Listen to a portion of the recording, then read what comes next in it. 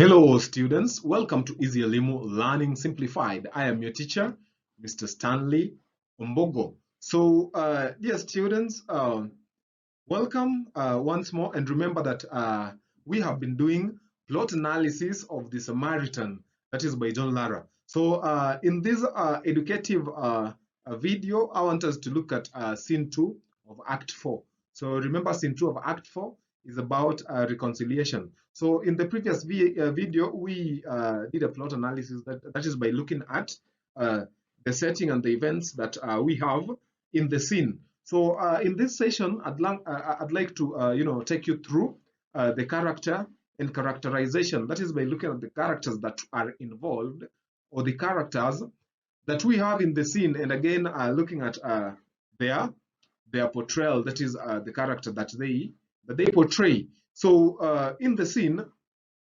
remember we have the leaders of Maracas municipality who are in a meeting, that is at the chambers of the principal judge, that is Justice Jaden.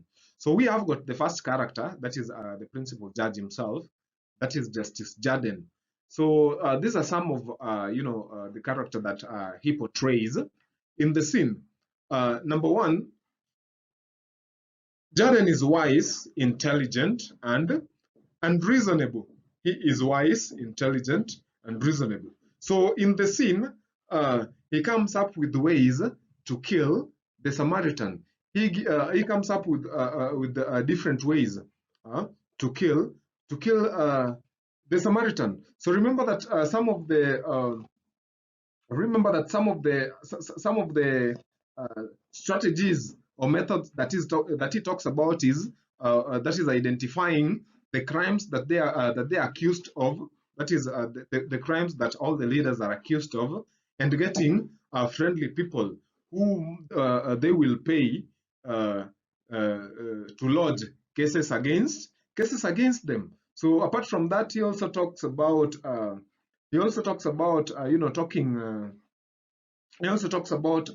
talking to the teacher of ethics and innovation, that is Nicole, and maybe giving her a box of chocolates. So those are just some of the suggestions that he talks about, or some of the suggestions that he gives those who are in attendance, that is the leaders who have attended the meeting. I was trying to look at other alternatives that he also talked about. I was trying to look at other alternatives that he talks about. That is apart from the two that I have mentioned. So yeah, they also talk about. So there is another alternative that Justice Jaden also talks about that proves that he is wise, intelligent, and reasonable. He talks about looking for someone to lodge a case and argue that the Samaritan app is infringing on the right, is infringing on the right to privacy. So he goes ahead, and says that the app is intrusive. So it is divulging information about people's private lives in the public domain.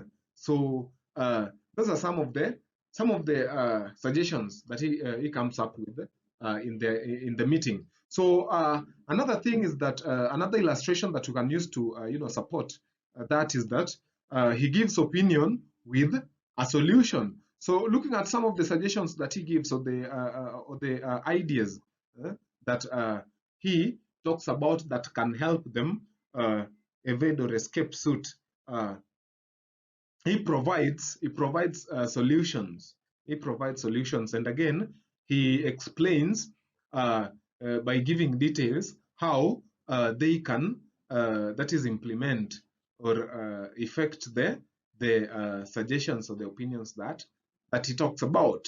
So again, he uses wise sayings like never hit a snake if you haven't seen his head. So that's all about Jaden in the scene. So that is about Jaden being wise, intelligent, and reasonable. So he's also a schemer.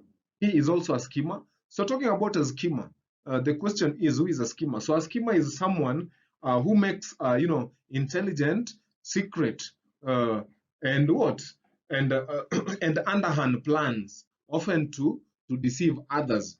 So the fact that he comes with a number of he gives suggestions, or he comes with uh, solutions to the opinions that he gives, simply portrays him as a schemer. So he intelligently uh, comes up with the plan to deceive deceive the people of Maracas municipality. So he schemes on how to enter the Samaritan, and he even looks at ways the innovative teacher can be compromised. So he talks about giving her boxes of chocolate. So another thing is that Justice Jaden is corrupt, so he is ready to organize on how to bribe the ethics and innovation teacher. So he suggests more boxes of chocolate. Let us look at the second character, that is his worship mayor, Mosi. So these are some of the character portrayal that is seen in his worship mayor, Mosi. So the first one is that he is cautious.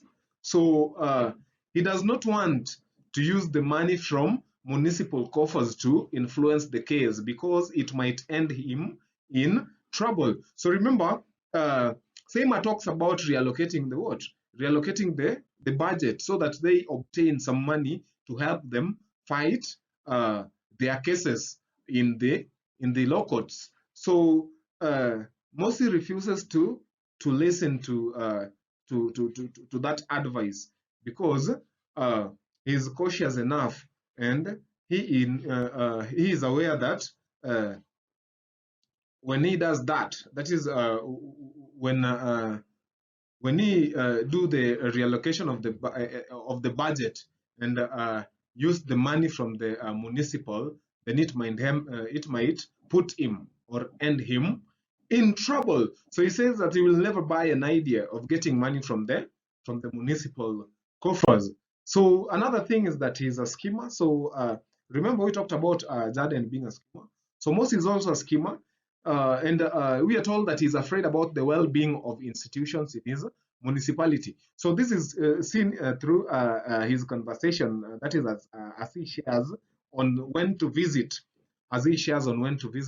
teacher Nicole, that is at Sagrada Secondary School. So he's aware that school activities are going on, and he's afraid, he doesn't want to interfere or interrupt the normal school routine. So he cares about learning process in the school. So again, he tells Inspector General, that is Bembe, that they should not go to school.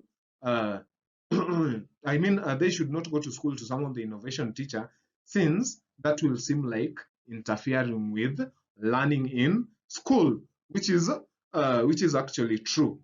So the next character that we are going to look at, his character portrayals, is Inspector General, that is Bembe. So we are told that Bembe is fearful.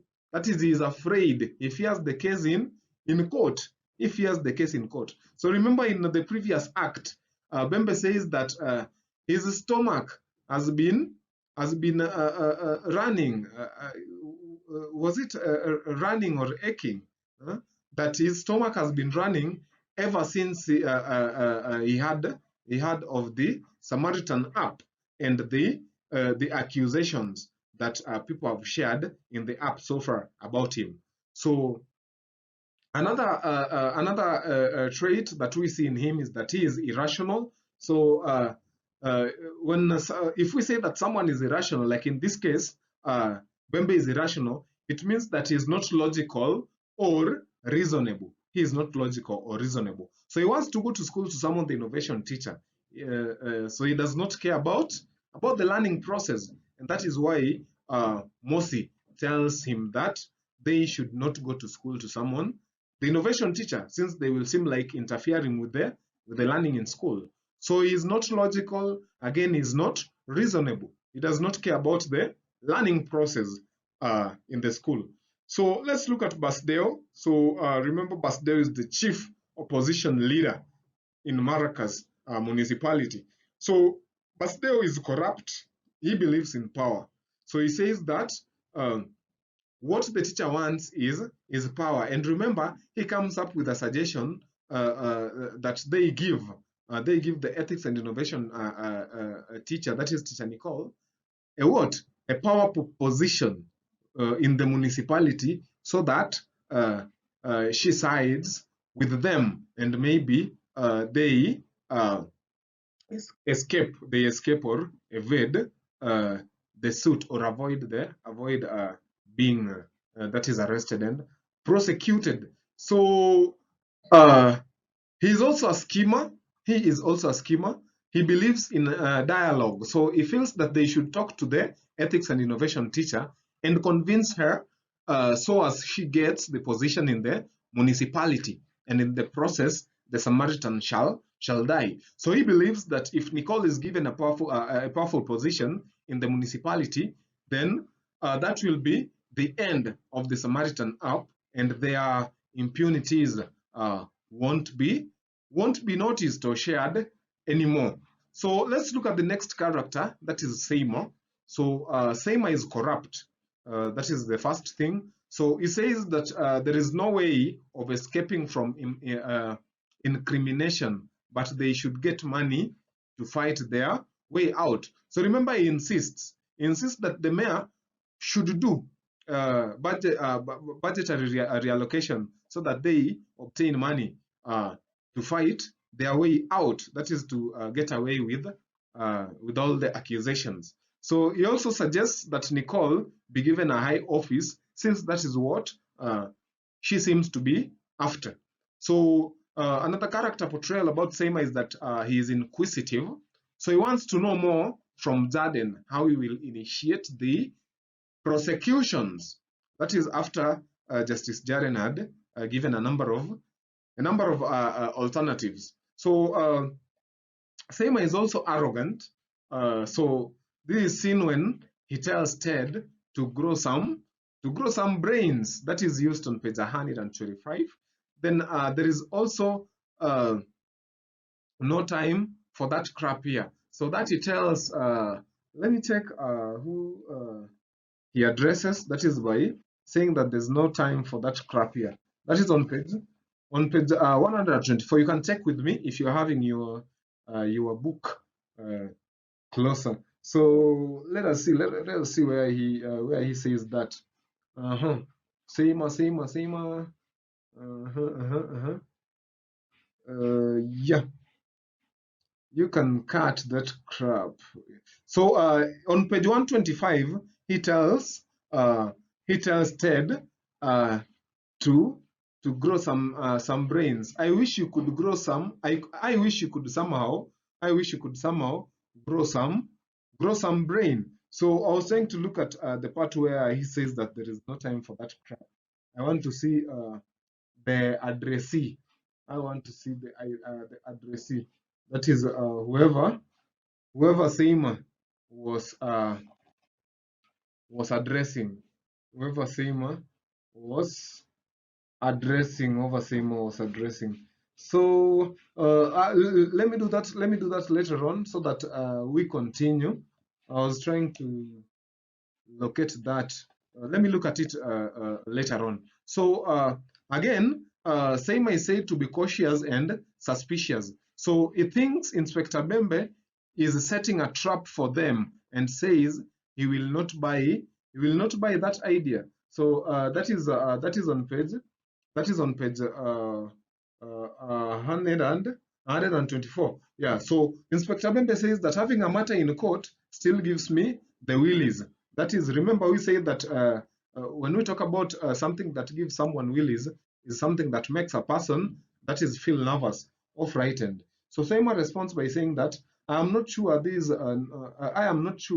is a trap you are setting for us. I don't think I will buy that idea. So that is after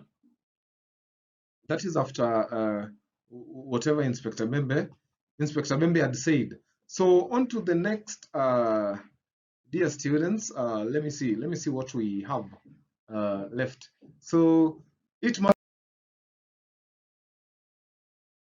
the end. It marks the end of the session. In the meantime, allow me try a look at where Seima, talks about crab and the addressee. That is who he addresses. Who he addresses. If I'm not able to get that right now, then dear students, please find time to look at it. So thanks for watching. Until next time. Bye.